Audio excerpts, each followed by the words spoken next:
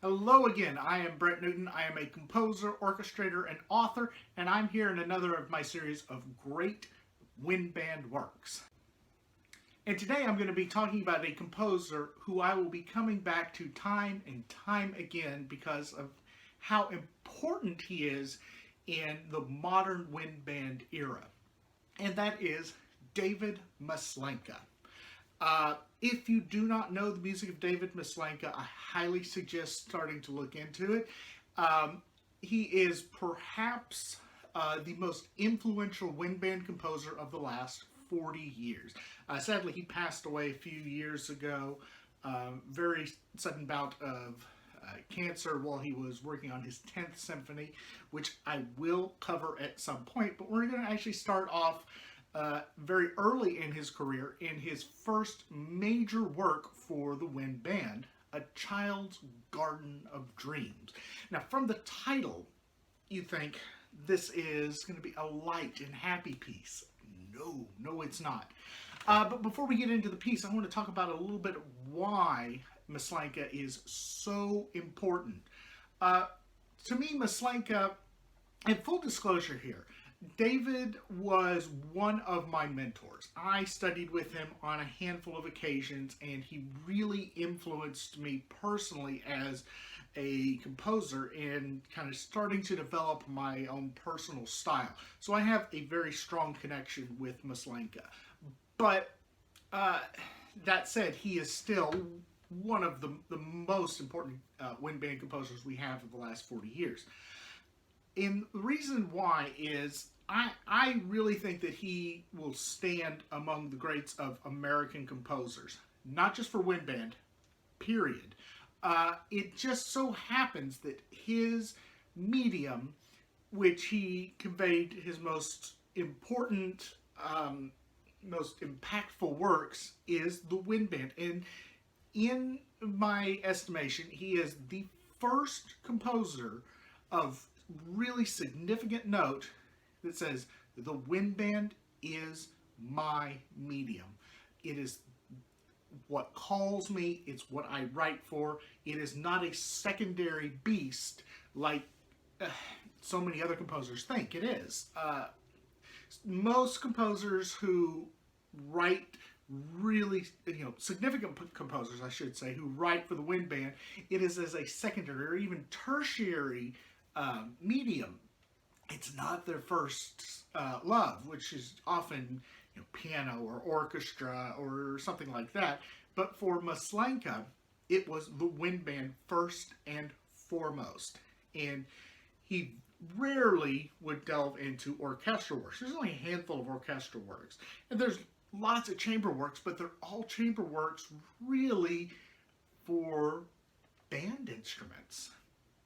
Maslanka's music starts out at a time of really pretty great tumult in the classical music world.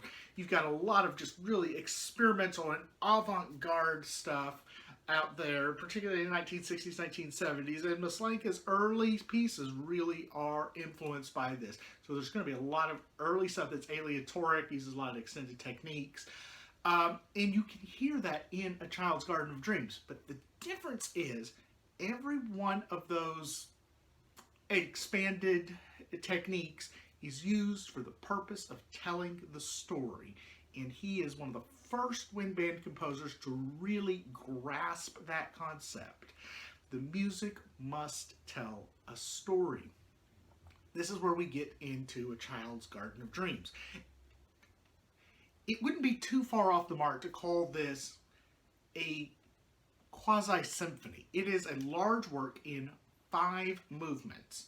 Each movement's contrasting. The movements are taken from dreams interpreted to Carl Jung that he wrote down in his book, Man and His Symbols. There are 5 dreams here that were told by a little girl to Jung. And these dreams are psychedelic. They are weird. These are creepy dreams. In fact, in order to remember the names of each of the movements, I had to write them down on the back of an envelope, and then I couldn't even fit it on the back of the envelope. I had to go onto the front of the envelope, but let me at least read the names of these movements, which are the full dreams. 1. There is a desert on the moon where the dreamer sinks so deeply into the ground that she reaches hell. 2. A drunken woman falls into the water and comes out renewed and sober. 3. A horde of small animals frightens the dreamer. The animals increase to tremendous size, and one of them devours the little girl. 4. A drop of water is seen as it appears when looked at through a microscope. The girl sees that drop is full of tree branches. This betrays the origins of the world. 5. An ascent into heaven where pagan dances are being celebrated, and a descent into hell where angels are doing good deeds. Those are some of the most evocative titles in all of music, and I don't care where you come from. Those titles are amazing and creepy, and just the fact that these pieces are for wind band is just extra. It's just good music. One of the reasons that Maslanka's music, I think, is so compelling is that he does not treat the wind band like any other composer does. It is a giant chamber ensemble where every individual voice is a soloist. He really expands on the idea of a true wind ensemble where everybody in the group is an individual. I love this idea. This is one of the things that really influences my own music. So you hear these delicate, crystalline textures in his music with like 1, 2, 3 players, and this goes on. And then the rest of the band learns patience while they sit and wait for the music to unfold. This is so antithetical to nearly every other wind band piece that is loud and in your face and aggressive. Maslanka is that refined nuance, that subtlety of a single line. And that is what is so beautiful about his music. Nobody else can do this. I've tried. I don't even come close. I know other people have tried. They don't come close. It's something that the wind band so desperately needs. It needs to not be this extroverted ensemble. With Maslanka, he becomes the most introverted of composers in saying something beautiful and delicate and profound all at once that very few other wind band composers have ever gotten the ability to do. So I'm going to put a link down below to a great performance of A Child's Garden of Dreams. This will be the first piece we cover of David Maslanka.